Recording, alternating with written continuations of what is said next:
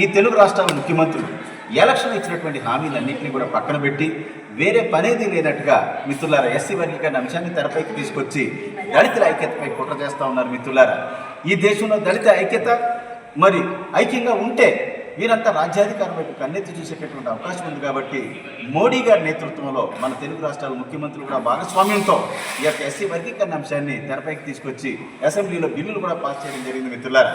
తెలుగు రాష్ట్రాల్లో ఉన్నటువంటి మాల సోదరుని బంధువుల్ని నేను అందరినీ కోరేది ఒకటే, మనం కానీ ఈ సమయంలో పోరాటం చేయకపోతే, అట్లీస్ట్ శాంతియుత ప్రజాస్వామ్యత పోరాటం చేయకపోతే అనగనగా తెలుగు రాష్ట్రాల్లో ఒకప్పుడు మాల సామాజిక వర్గం ఉండేది, అంతరించిపోయిందని చెప్పేసి చరిత్రలో చదువుకునేటటువంటి పరిస్థితులు వస్తాయి మిత్రులారా. ఇకనైనా బయటికి రండి. ఇక చంద్రబాబు నాయుడు రేవంత్ రెడ్డి చట్టాలు చేశాడు కదా, అంత అయిపోయింది కదా, చేసేది ఏమీ లేదని అనుకోకండి మిత్రులారా. Don't think that they can't be change. అంత అయిపోయి everything is over.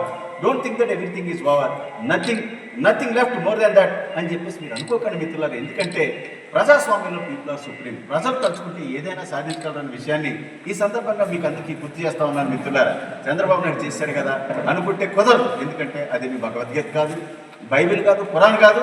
That can't be change అయినటువంటి ఖురాన్ కానీ భగవద్గీత కానీ కానే కాదు మిత్రులారా. మనమంతా శాంతియుతంగా ఎవరితో కొట్లాడొద్దు, గొడవ చేయదు, శాంతియుత ప్రజాస్వామ్యత ఉద్యమానికి తెరలేపాలి మిత్రులారా. ఇది ఒక్క తెలుగు రాష్ట్రాలకి సంబంధించింది కాదు, దేశవ్యాప్త ఉద్యమం.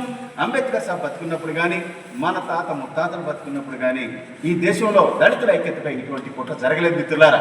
बार बहनों सुनिए, एससी आरक्षण वर्गीकरण के बहाने देश भर में सभी राजनीतिक पार्टियां दलितों की एकता को कमजोर कर रही है. इस पर हमें सभी को मिलकर लोकतांत्रिक लड़ाई करनी चाहिए. भाई और बहनों, लड़ाई करना चाहिए, लड़ना है.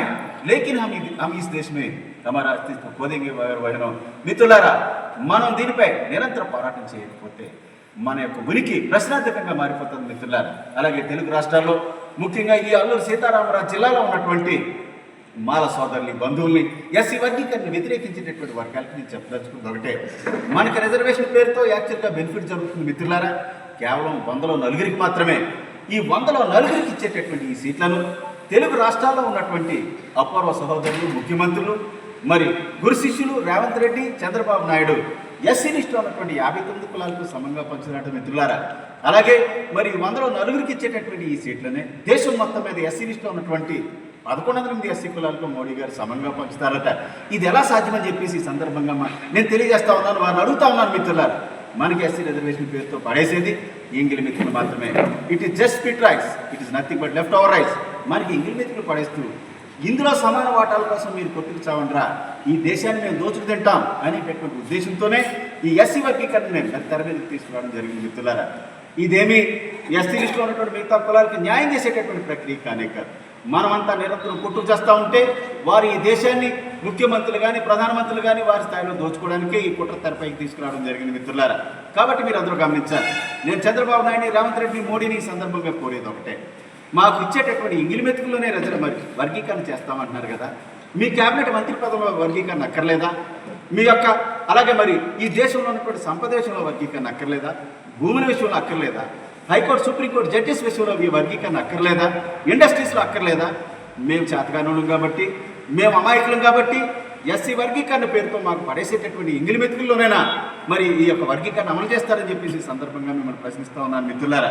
ఇక్కడైనా సరే మోడీ, చంద్రబాబు, రేవంత్ రెడ్డి ఆలోచించుకోవాలి, లేకపోతే రాజకీయంగా తగిన మూల్యం చెల్లించుకోవాల్సి వస్తుందని చెప్పేసి ఈ సందర్భంగా హెచ్చరిస్తూ doctor Ratnakar, national president for వాక్స్ అండ్ మాలమహానాడు.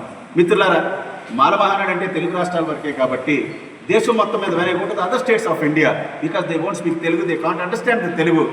దాన్ని it was rechristened as RACS. RACS stands for War Against Categorization Conspiracy of SCs and STs of India. కుట్రపూరిత ఎస్సీ ఎస్టీ వర్గీకరణ వ్యతిరేక గర్జన అనేటటువంటి పేరుతో మిగతా రాష్ట్రాల్లోకి పోయినప్పుడు రాక్స్గా పేరు మార్చడం జరిగింది మిత్రులారా. As far as Telugu states are concerned, it is Malamahanadu. when I go to the other parts of India, it is rocks. కాబట్టి విలేకరు సోదరులందరూ కూడా దాన్ని గమనించాలని చెప్పేసి కోరుకుంటూ, yes would you like to ask me question? Judgment 2024 August 1వ తారీఖున జడ్జిమెంట్ ఇవ్వడం జరిగిందండి. ఇది తప్పు. ఎస్సీ ఎస్టీల మీద వర్గీకరణ పేరుతో వాళ్ళకి ఇచ్చేటటువంటి ఇంగిలి మెతుకుల పేరుతో పడేసేటటువంటి రిజర్వేషన్ కోసం కొట్టుకు తెచ్చేటటువంటి ప్రక్రియ కాబట్టి ఇది దేశవ్యాప్త ఉద్యమం కాబట్టి ఒక 1 year బ్యాక్ దీన్ని స్టార్ట్ చేయడం జరిగింది పిఠాపురం నియోజకవర్గంలో, పవన్ కళ్యాణ్ గారి నియోజకవర్గంలో.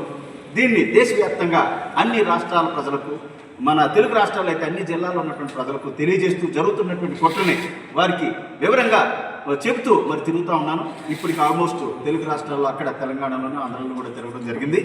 అందులో భాగంగా మన అనకాపల్లి జిల్లా వచ్చాను. అందులో భాగంగా ఈరోజు అల్లూరు సీతారామరాజు జిల్లాకి రావడం జరిగింది. ఉద్దేశం ఏంటంటే ఎస్సీ వర్గీకరణ తప్పు, దీన్ని వెనక్కి తీసుకోవాలనేదే మా లక్ష్యం.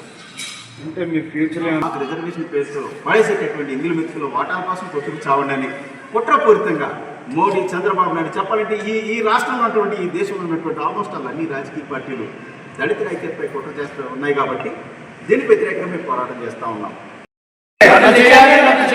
ఎస్సీ వర్గీకరణ వెంటనే రద్దు చేయాలి. జోహార్ బాబాసాహెబ్ అంబేద్కర్, జోహార్ బాబాసాహెబ్ అంబేద్కర్, జోహార్ బాబాసాహెబ్ అంబేద్కర్, జోహార్ బాబాసాహెబ్ అంబేద్కర్. ఎస్సీ వర్గీకరణ వెంటనే రద్దు చేయాలి. ఎస్సీ వర్గీకరణ వెంటనే రద్దు చేయాలి. ఎస్సీ వర్గీకరణ వెంటనే రద్దు చేయాలి. ఎస్సీ వర్గీకరణ వెంటనే